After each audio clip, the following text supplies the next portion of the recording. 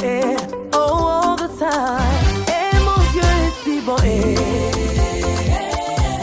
mon Dieu est si bon, en tout temps. Amen. Amen. Je salue le peuple de Dieu dans le nom précieux de notre Seigneur Jésus. Jésus a dit, je vous donne ma paix. Je déclare que cette paix soit avec nous. Restez toujours dans cette paix, toujours dans la grâce du Père. Dans le nom de Jésus. Je remercie aussi les frères et sœurs qui déploient chaque fois d'énergie pour être présents avec nous, qui quittent très loin, qui ne sont pas à côté de l'église, mais pourtant à des séances qui sont là. Je demande à ce que mon Père puisse être reconnaissant envers vous dans le nom de Jésus. Je remercie aussi également les efforts fournis par les membres du comité, les responsables, les travailleurs pour la vie et l'amour du Christ dans son église.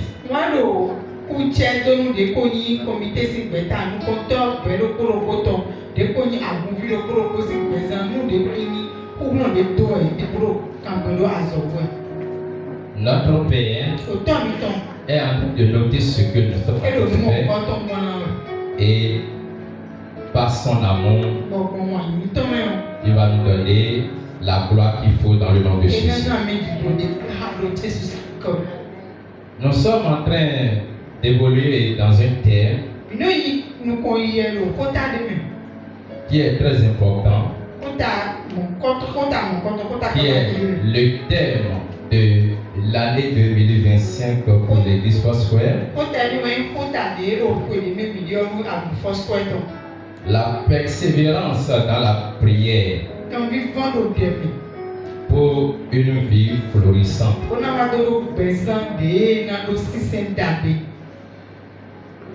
Aujourd'hui, nous allons évoluer dans le développement toujours de Twitter.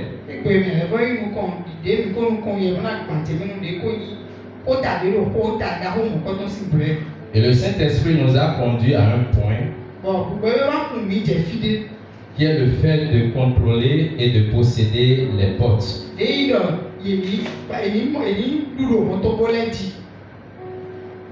Lorsque tu veux avoir une vie florissante dans la persévérance,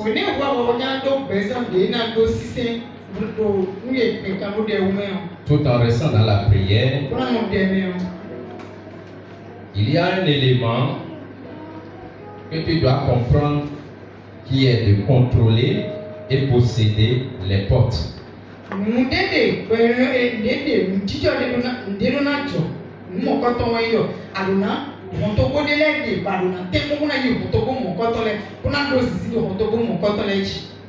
Et le Père a parlé de cela depuis Genèse. Et plus tard, Jésus est venu encore parler de ça. Le Père a promis à Abraham que sa postérité va contrôler la porte.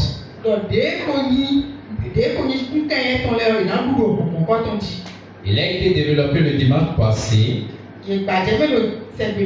que la postérité ici dont Dieu est en train de parler, Dieu est en train de parler de Christ. Christ, c'est Christ qui veut contrôler la porte, la grande porte. Et il est venu et il a contrôlé la grande porte. Mais du fait que Christ est en toi, et je suis en Christ, alors je suis directement postérité, j'ai accès aux promesses d'Abraham. Cela explique qu'on ne peut pas partir participer ou on ne peut pas profiter des promesses de Dieu faites à Abraham sans le Christ.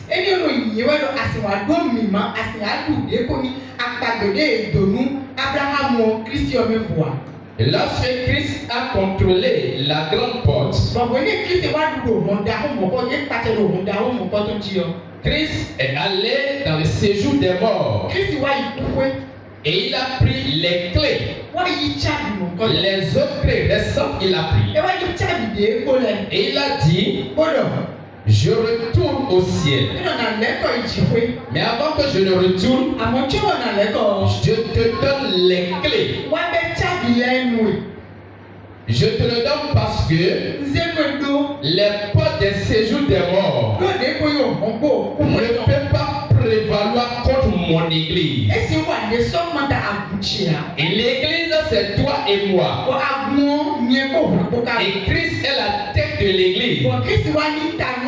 Il a dit, ces portes ne peuvent pas prévaloir. Parce que au paradis, là où moi Jésus je vais partir, il n'y a pas la mort. Mais sur cette terre, il y a la mort. Il y a les portes sataniques. Alors ces portes-là, je te remets une clé. Et tu pourras contrôler. Tu pourras posséder. Afin de pouvoir rentrer dans une vie florissante. Et Jésus a donné les clés. Et il est parti. Ce matin, nous allons évoluer toujours dans ce sous-terre qui est contrôlé et possédé des portes pour sa destinée. La porte est une force. On dit souvent que la porte, c'est passage d'entrée-sortie. Mais quand tu rentres dans le spirituel, la porte est une force spirituelle. Une force qui va te permettre de saisir, d'obtenir quelque chose qui est nécessaire à toi.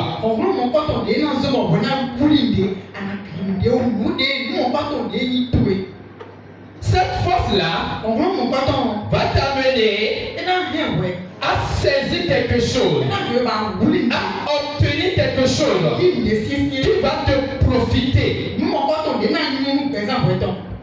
C'est aussi une translation. C'est-à-dire les actions posées par lesquelles on fait passer quelque chose d'un lieu à un autre sur la vie d'un individu. C'est à la porte qu'on décide. C'est à la porte qu'on décide ce qui va arriver, ce qui va passer. Et à un moment donné, on constate que vu ce qui est dans la maison, la valeur de cette chose, l'importance de cette chose-là, malgré qu'il y a une porte, on met quelqu'un qui va veiller sur cette porte pour ne pas nous permettre à n'importe qui d'entrer afin de ne pas détruire ou de piller ce qui est important dans la maison.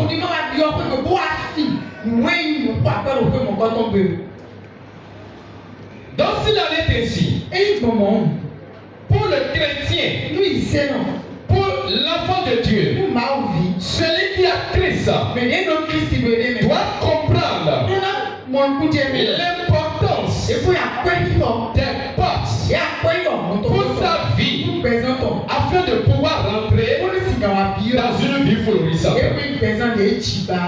Amen. Et sur la vie d'un chrétien, un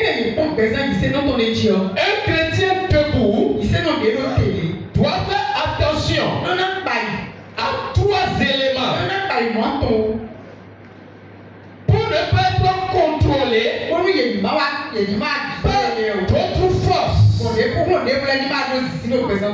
va bloquer sa vie à sa destinée. Première chose, c'est le front qui symbolise la pensée. S'il y a une force, permettez-moi de vous dire, à la porte, je viens de dire que c'est une force. Mais cette force, elle est positive comme négative à des moments donnés.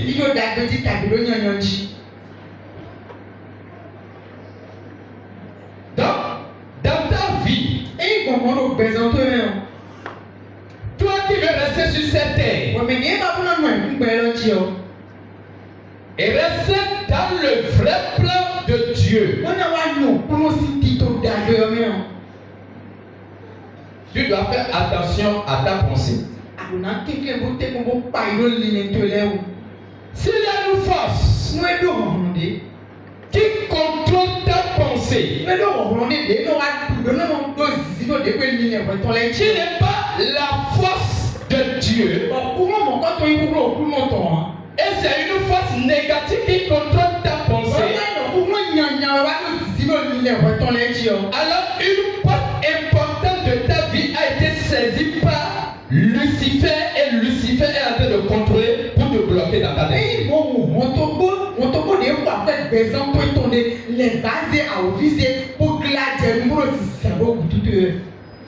Cette pensée est l'intelligence aussi. Et la Bible a la révélation. Et il a dit, remplis-moi de ton intelligence. Parce qu'il s'est rendu compte que l'intelligence qu'il a sans le Christ n'a pas permis à sa vie de rester dans un plan qui va conduire sa vie à une vie florissante.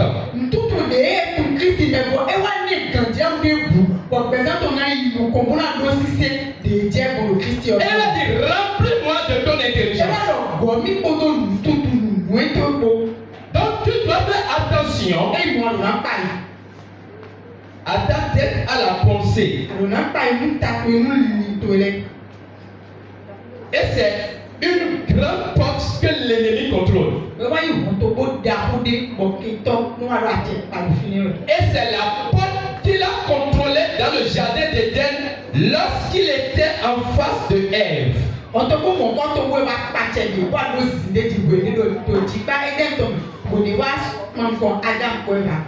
Et lorsqu'il a reçu de contrôler cette porte, le reste est facile pour lui. Il a créé et il est parti. Quand il vient et il sert, il part toujours. Il ne reste jamais là. Il crée et il part. Deuxième chose, c'est la main. Les deux mains que tu as. C'est-à-dire quoi? Le savoir-faire.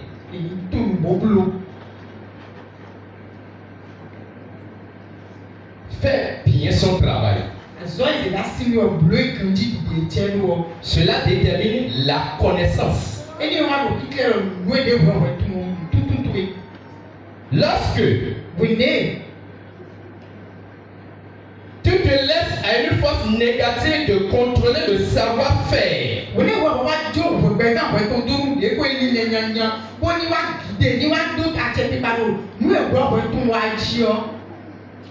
brusquement dans ton activité, ce que tu es censé de faire très bien, pour que ceux qui t'entourent puissent t'acclamer et t'élever, et le Père va te couronner d'une gloire.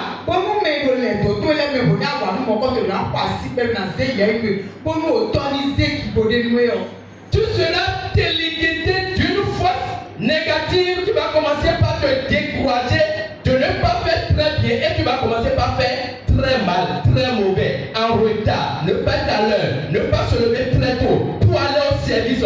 Quelque chose va commencer par t'appesantir et tu vas commencer par délaisser le travail.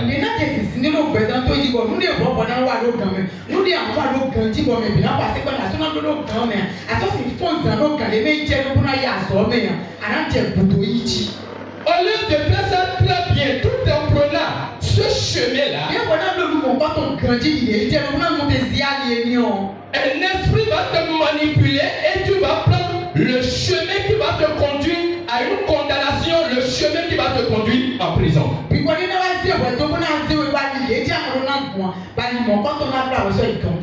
Parce que tout simplement, tu t'es laissé à une force. Tu n'as pas compris le contrôle des portes dans ta vie. Et l'ennemi a su contrôler cela. Et tout le monde va commencer par dire, mais il n'était pas comme ça. Mais c'est un gars qui fait bien son travail.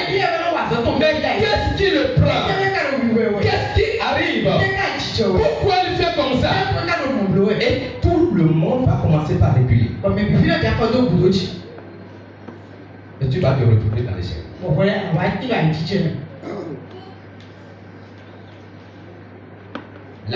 Tu vas perdre la connaissance divine pour bien faire. Et toujours dans la révélation de l'apôtre Paul, il dit, remplis-moi de ta connaissance. La connaissance de Dieu que tu dois mettre en place. Et vous êtes au nombre de 25 ans sur le même activité.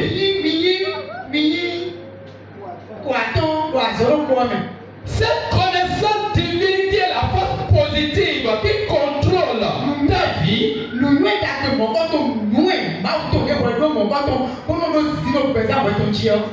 Dans cette connaissance-là, le Saint-Esprit va te libérer une formule d'exécution dans ton métier et tu vas le faire. Et tout le monde, lorsqu'on va commencer par valoriser ce que vous tous, les 25 après là, lorsqu'on arrive à ton niveau, on va porter une qualification plus que tous les autres. Amen.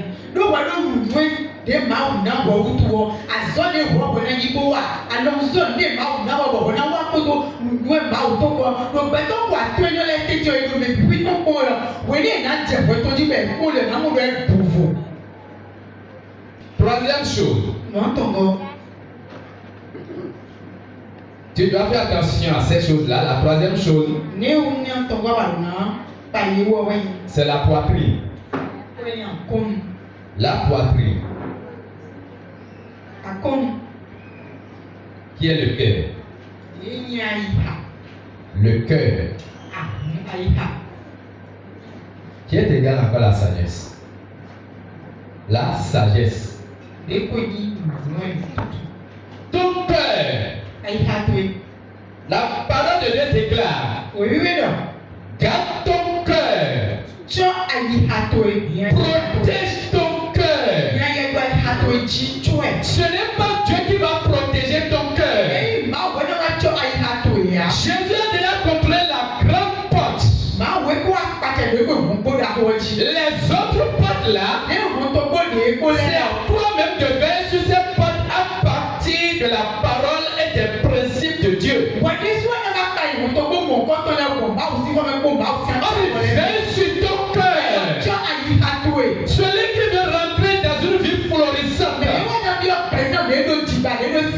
il n'a pas le cœur attaché à Dieu, comment il pourra rentrer dans une vie florissante selon les principes de Dieu? Son cœur n'est plus à Jésus.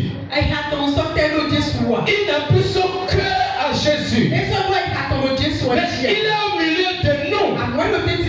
Mais son cœur n'est plus à Jésus. Il a déjà son cœur pour autre chose. Il a déjà son cœur pour des divinités.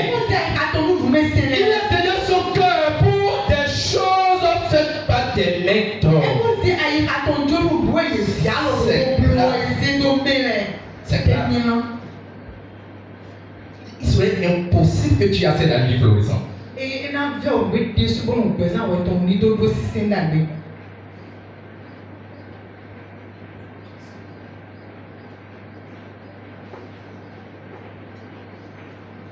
Dans Matthieu chapitre 16, Matthieu chapitre 16, le verset 18 jusqu'au verset 19.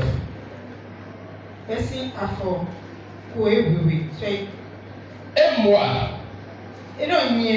je te dis que tu es pierre.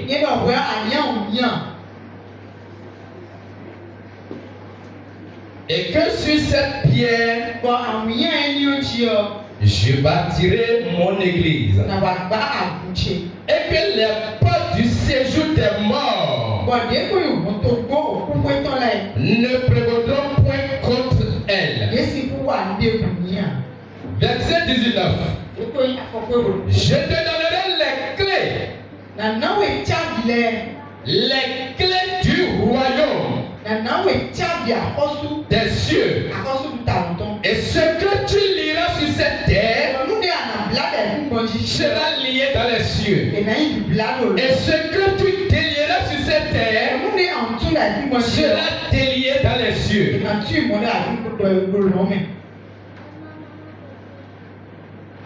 Écoutons très bien. Jésus dit, je vais te donner les clés du royaume.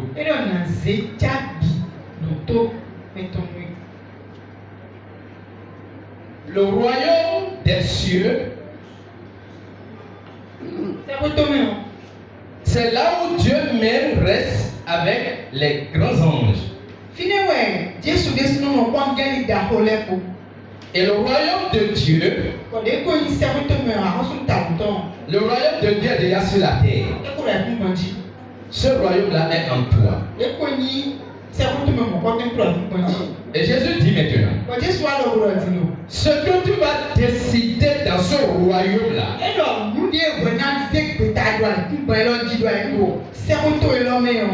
lorsque tu es en train de décider dans ce royaume sur la terre, le royaume des cieux où Dieu reste avec les grands anges, cette décision sera validée automatiquement.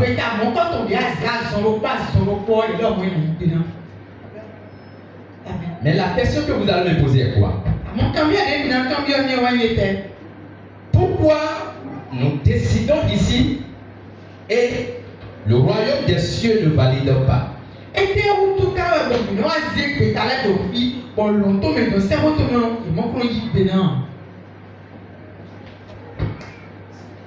À qui est réservé l'utilisation des clés avec succès?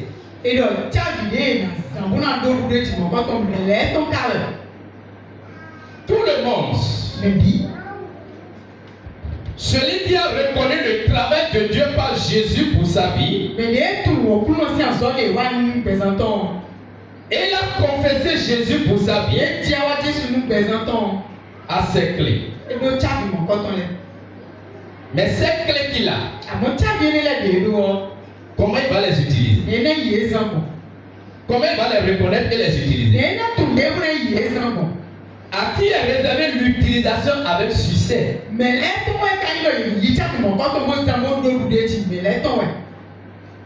Celui à qui cela est réservé, c'est celui que Dieu aime. Écoutez bien, c'est celui que Dieu aime,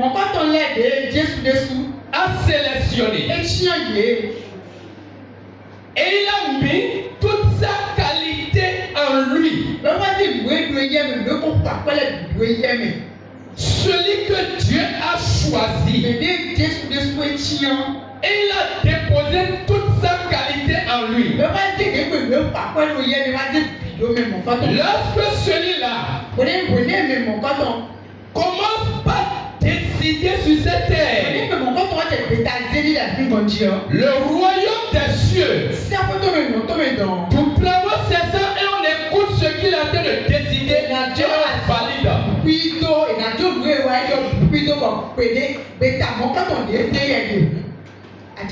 On fait ça en temps réel. Pourquoi? Posez-vous la question. Je cherche l'argent. Toi aussi tu cherches l'argent. Nous cherchons l'argent. Mais pourquoi certains ont l'argent, certains ne l'ont pas? Nous tous nous cherchons. Mais d'autres l'ont et d'autres ne l'ont pas. Nous tous nous sommes venus prier. Mais lui a été exaucé. Mais toi tu n'as pas été exaucé.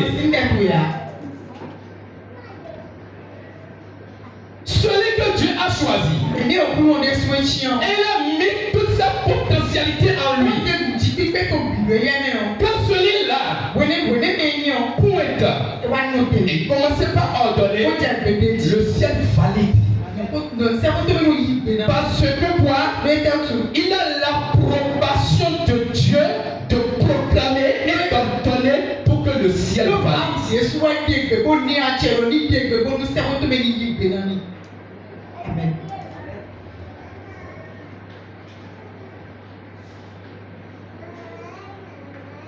Il a l'autorité.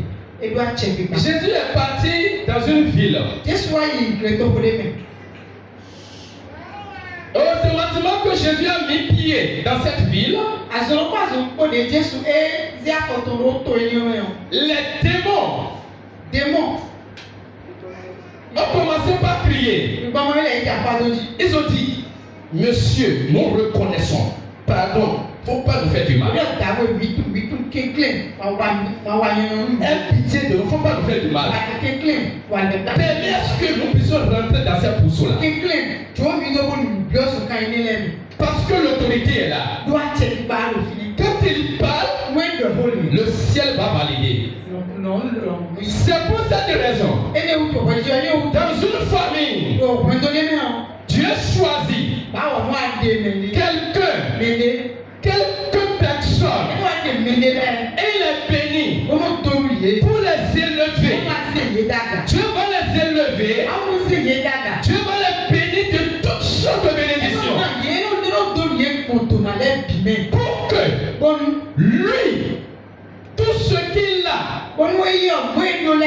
il pourra décider sur cette terre en faveur de l'autre et le ciel va valider pour que ça lui change.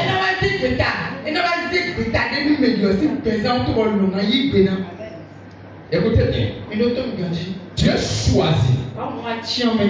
Il sélectionne. Pour que celui-là, tout ce qu'il a, le rang social dans lequel Dieu l'a mis, s'il décide pour dire ce frère, cet enfant de la famille, je peux l'amener à tel endroit pour qu'il puisse accéder à une porte de gloire, lorsqu'il va décider depuis la position que Dieu l'a donnée, quand il a train de décider sur cette terre, le ciel valide. Et quelques jours après, le chemin aura un emploi maintenant.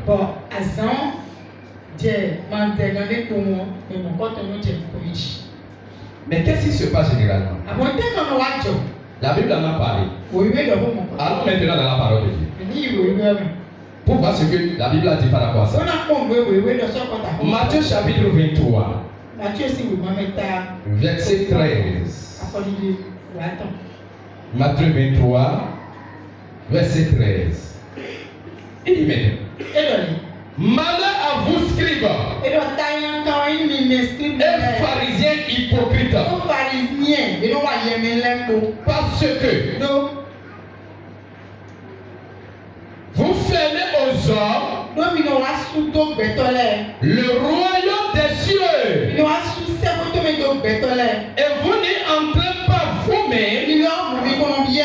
Et vous n'y laissez pas entrer ceux qui veulent entrer. Pourquoi Jésus a parlé ainsi? Jésus a dit de dire quoi, madame?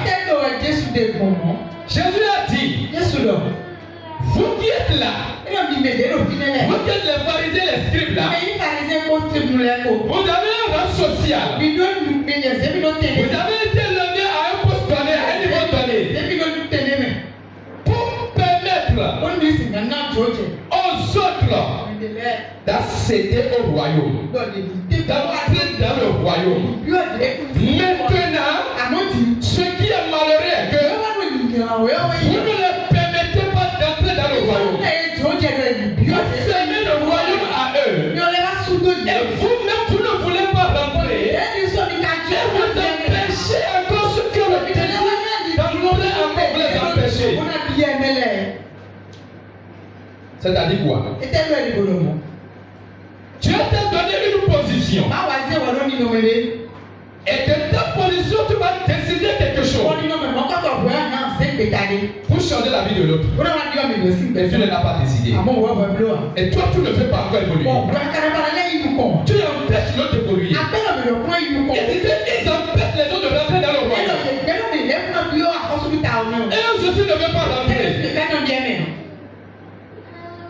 Et Jésus dit, mais ça ne marche pas, vous êtes un faux type.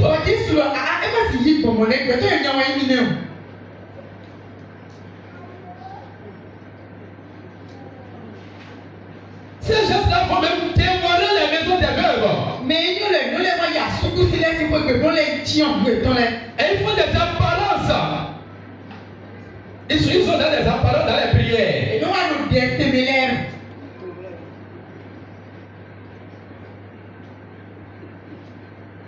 Celui qui a l'autorité de Dieu. Tout le monde a la télé, mais tout le monde ne peut pas l'utiliser pour le succès.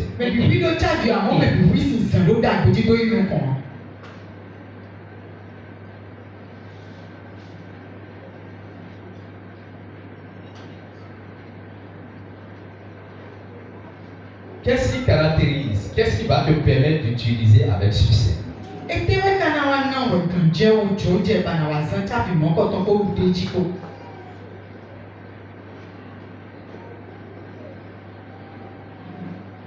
Qu'est-ce qui va te permettre? Et tu vas l'utiliser avec succès.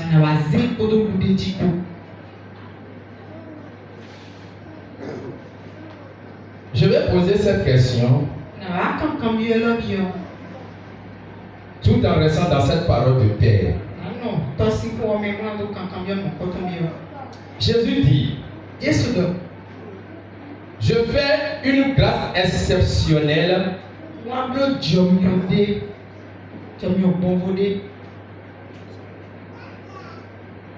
à celui qui est humble. Et je me pose à celui qui est orgueilleux.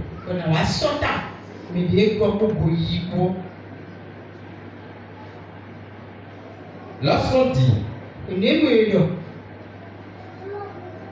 est-ce que je dirais lorsqu'on dit, lorsque deux parties mouvantes et opposantes sont ensemble,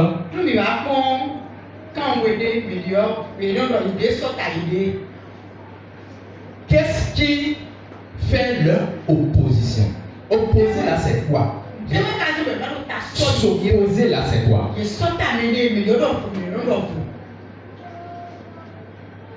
Satan est parti devant Dieu. Et il a dit Dieu, je réclame ce monsieur Jean. Et Dieu a dit d'accord. Je te l'accorde. Mais Dieu a dit quelque chose après avoir dit je te l'accorde. Ne touche pas à sa vie.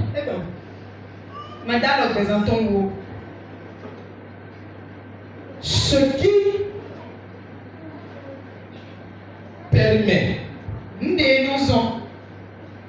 ce qui va te permettre d'utiliser, et tu vas l'utiliser avec succès, est l'humilité. L'humilité. Et le mot humilité, dont nous parlons souvent humilité. À la compréhension de la parole de Dieu, ce mot humilité a des niveaux.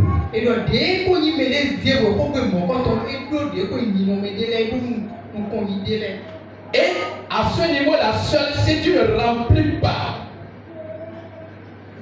les niveaux de l'humilité,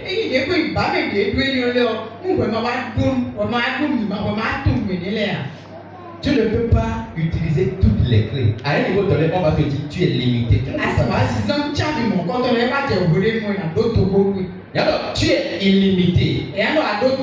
Tu ne peux pas passer d'ici à là. On te reconnaît.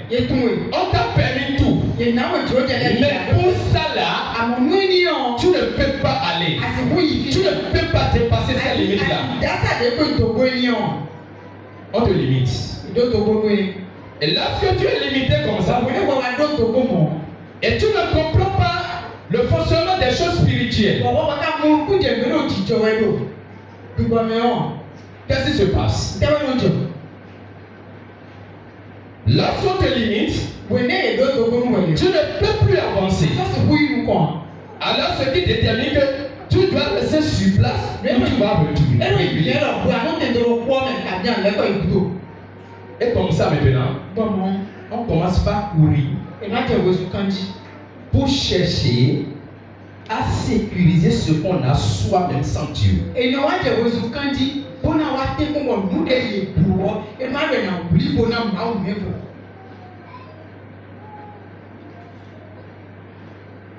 Et finalement,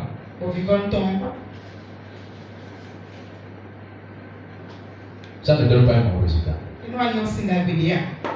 Alors nous irons maintenant dans Ézéchiel chapitre 11 pour prier.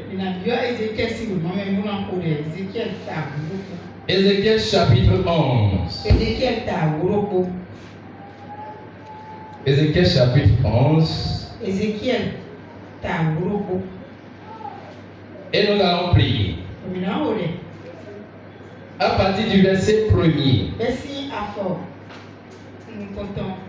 Et vous allez mieux comprendre ce qui a été développé à partir de ce que la Bible va expliquer maintenant.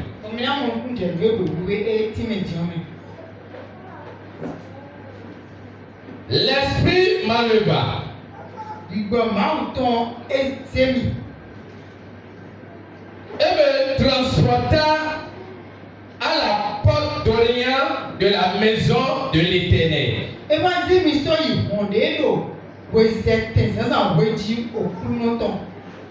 Très bien. À celle qui regarde l'Orient, et voici à l'entrée de la porte, écoutez bien, à l'entrée de la porte de la maison de l'Éternel, il y avait 25 hommes.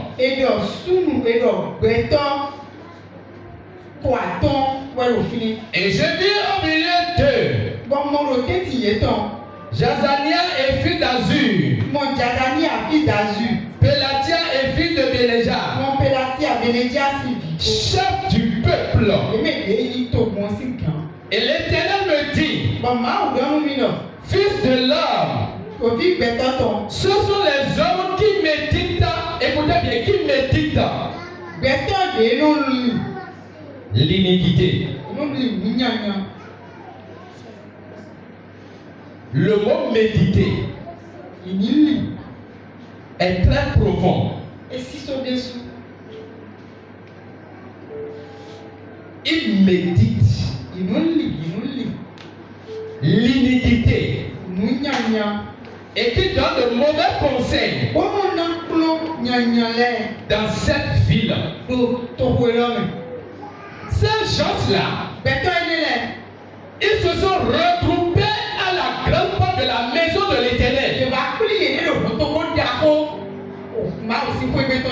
Et il y a deux autorités de cette ville au milieu d'eux. Et ensemble là, ils commencent par réfléchir. Ils commencent par décider comment la ville doit être. Les sorts des gens là, eux autres, ils restent à l'entrée et ils décident. Ils disent, ce n'est pas le moment. Bâtissons des maisons. La ville de la chaudière. Et nous sommes la viande.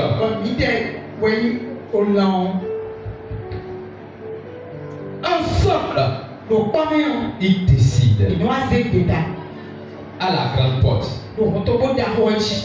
Qui sont ceux-là qui se sont réunis, qui se sont donné la main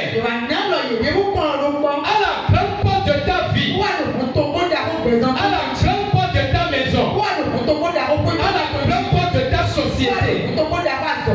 Et ils méditent l'iniquité. Et ils méditent l'iniquité.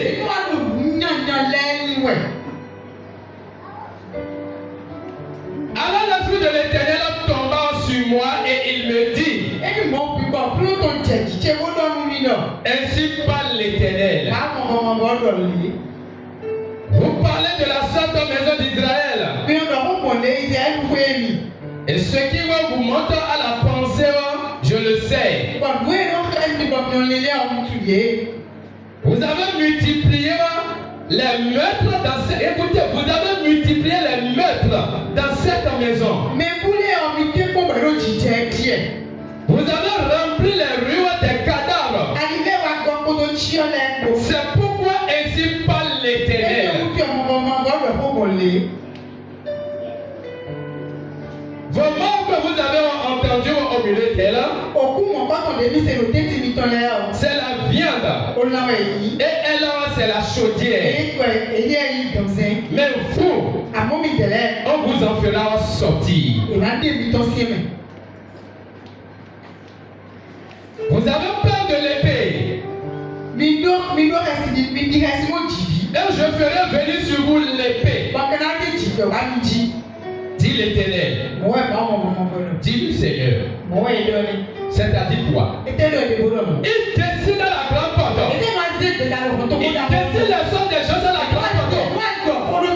Et ceux qui décident ensemble là, dans la nuit profonde là, dans la journée, ça s'exécute. Et Dieu maintenant, l'Esprit de Dieu maintenant, est en train de révéler cela au prophète. Il a dit, regarde ces choses-là. Au lieu de décider de bonnes choses, au lieu de décider la gloire des gens, au lieu de décider l'excellence pour le peuple là, il décide et médite le meurtre du peuple. Voici ce que va l'Éternel de Joël faire. Je vais les chasser. Je vais faire sortir de l'épée contre eux. Au milieu d'eux, il y a une marmite au milieu d'eux. Remplie de viande. Et les viandes qui sont dans cette marmite-là, c'est la viande des hommes. Et quand tu décides de moi, quand tu décides comme les chefs, quand tu décides de te ramener à moi, voilà, demain tu auras ça. L'Éternel a dit, je ne les laisserai pas encore décider. Je vais les chasser d'ici. Et ils me font la grande porte. Quelle est la précision que les gens sont en train de prendre? Qu'est-ce que tu décides à ta porte? Qu'est-ce que tu décides à la porte de tes enfants? Qu'est-ce que tu décides à la porte de ton mariage? Qu'est-ce que tu décides à la porte de ta boutique? Il décide quoi à la porte de ta boutique? Tu dois parler. L'Éternel dit, je vais les chasser. Je vous ferai sortir du milieu d'elle. Verset 9. Je vous livrerai entre les mains des étrangers. Et j'exécuterai contre vous un jugement. Parce que eux refusent d'entrer dans le royaume. Ils ferment la porte du royaume. Et celui qui veut rentrer encore, il empêche de rentrer. Qui t'empêche de rentrer dans ta vie fleuve? Le jugement de Dieu va le visiter. Je dis le jugement de Dieu va le visiter. Qui t'empêche de rentrer dans ta gloire? Le jugement de Dieu va le visiter. C'est Dieu qui l'a dit dans sa parole. Il a dit je vais chasser mes jugements sur eux. Il décide le sort des gens. Il décide le sort des églises. Il décide le sort des dénominations. Il décide le sort des sociétés. Il décide le sort des diplômés.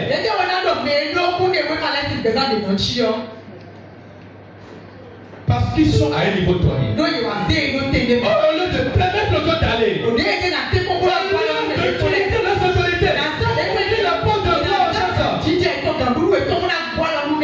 Ils disent non, je ne le ferai pas. Jésus a dit, mais vous êtes hypocrite. Vous êtes faux type. Ce sont des faux. Ils vont porter cravate dans la journée. La Bible a dit deux autorités dans la Bible. Deux autorités. Et ce sont eux qui font ça. Lève-toi, nous allons prier. Tu vas dire Seigneur, ce matin, je te remercie. Je te remercie pour ma vie. Je te remercie pour ta révélation. Oh papa, mais voici maintenant. Remplis-moi d'humilité. Remplis-moi d'humilité. Remplis-moi d'humilité. Remplis-moi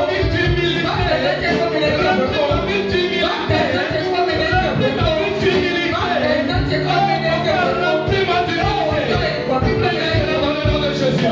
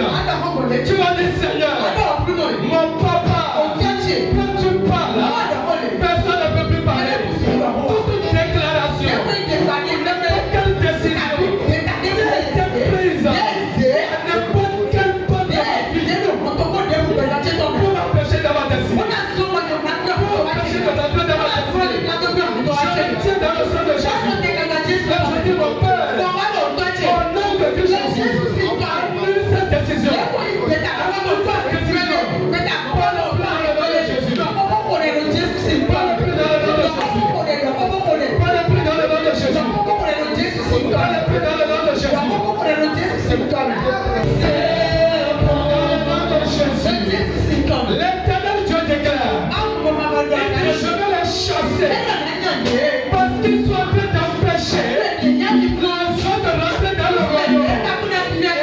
Je suis de votre royaume. Tu as prié dans le nom de Jésus.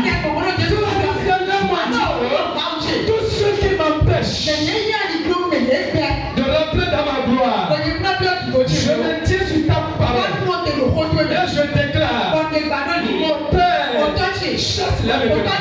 Chasse-la maintenant. Chasse-la de ma famille. Chasse-la de mes enfants. Chasse-la de mes diplômes.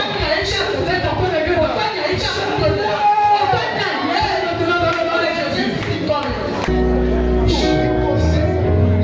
Maintenant dans le nom de Jésus. Parle plus dans le nom de Jésus. Prie dans le nom de Jésus. Ne reste pas silence là où tu es. Parle sur ta parole. Parle sur ta parole. Parle sur ta parole. Parle sur ta parole. Parle sur ta parole. Parle sur ta parole. Au nom puissant de Jésus. L'Éternel a dit, il n'aime pas l'épée. Mais moi je vais faire sortir l'épée pour lui. Sois la victime médite le mal. À la grande porte de ma maison, je vais faire sortir l'épée contre lui. Tu as dit mon Père, c'est ta parole. Je te rappelle cette parole. Dans le nom de Christ Jésus, ceux qui décident, ils sont en train de décider ma vie dans ma famille, ma vie dans le foyer, mes enfants, les enfants de Jésus, dans le déclaré,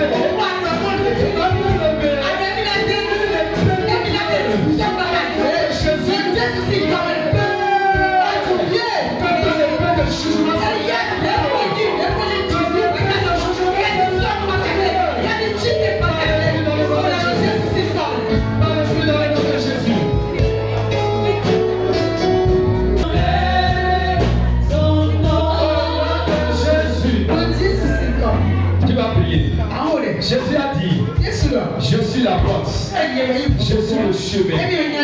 Et la parole de Dieu déclare dans Hébreu que le Seigneur a préparé un chemin pour nous, un chemin de gloire. Et l'apôtre a dit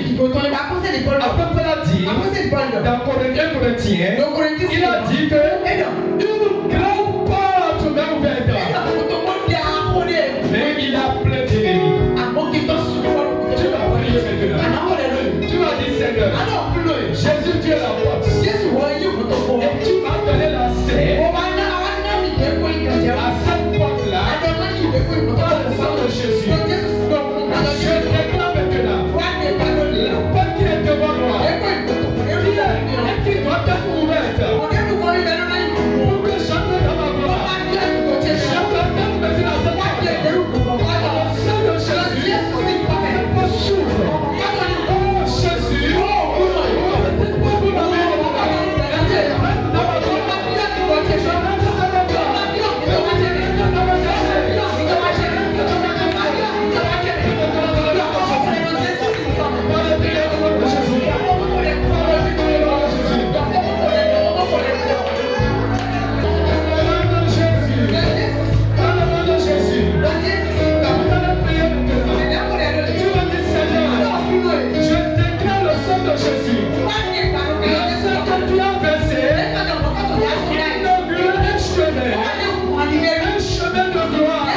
déclare ce sang de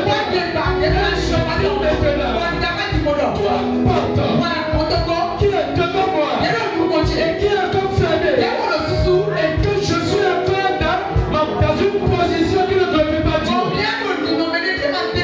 Je te donne de la toi porte. Si c'est pas d'enfant, tu vas le dire. Si c'est pas d'enfant, tu vas le dire. Si c'est un contrat qui est en train d'appeler ton nom et que le est en train de bloquer, tu vas préciser.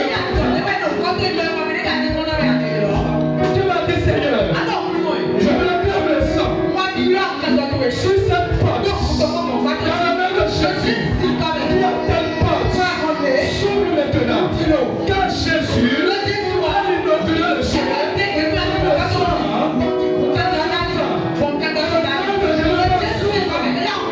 Prie dans le nom de Jésus. Si c'est pas de manière du Père.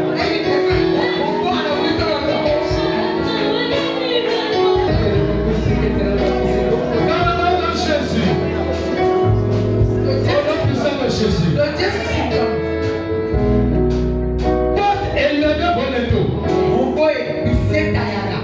Jésus de gloire veut rentrer. Jésus est en moi. Et je suis en Jésus. Donc c'est Jésus qui veut rentrer. Tu as dit porte. Et le nez quand Jésus de gloire veut rentrer. Et au nom de Jésus. Je rentre dans ma gloire. Je rentre dans mon emploi. Je rentre dans l'enfantement. Je rentre dans mon mariage. Je rentre dans ce contrat. Je rentre dans ce voyage. Je rentre dans l'intérieur de Dieu. Je rentre dans la personne de Dieu. Jésus, je rentre. Dans le nom de Jésus. Dans le nom de Jésus. L'Éternel donne la force à son peuple. L'Éternel bénit son peuple et le rend heureux. Nous allons nous appuyer sur cette parole et prier pour l'église de Dieu. Là où tu es, tu vas mettre ta main droite sur ta poitrine. Et je vais prier tout en restant dans cette parole, tout en restant dans l'autorité que Dieu m'a donnée. Je me tiens dans l'autorité de Dieu. Et je réclame l'effusion de sang de Jésus autour de moi. Et je déclare la puissance de Dieu dans ma voix. Et je dis ainsi, dans le nom de Christ Jésus, mon Père, parce que tu m'as conféré cette autorité, je me tiens à la porte. Et je décide, dans le nom de Jésus, tout ce qui était décidé auparavant, tout ce qui était décidé dans les jours passés, qui n'est pas conforme à ta parole, sur cette vie, dans le nom de Jésus, oh Père, annule cette décision là. Jésus annule cette décision. Jésus annule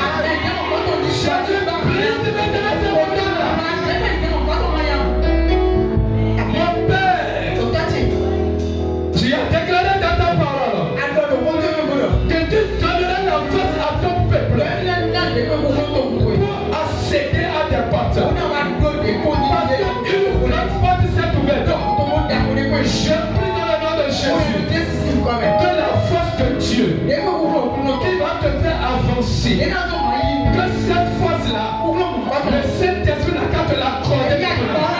Reçois cette force-là maintenant. Et avance au nom de Jésus. La parole déclare que l'Éternel va bénir son peuple. Au nom de Jésus, je déclare tu es béni. Au nom de Jésus, tu es béni.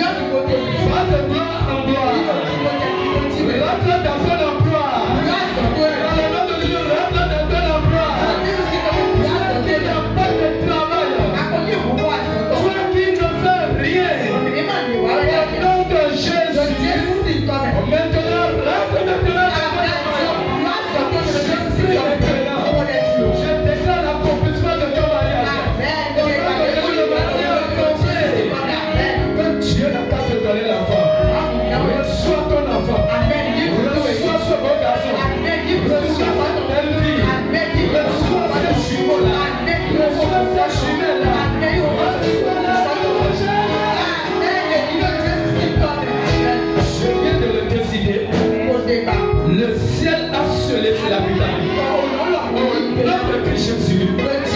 Amen. Amen.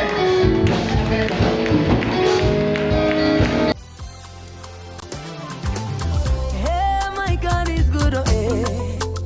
Hey, my God is good, oh eh.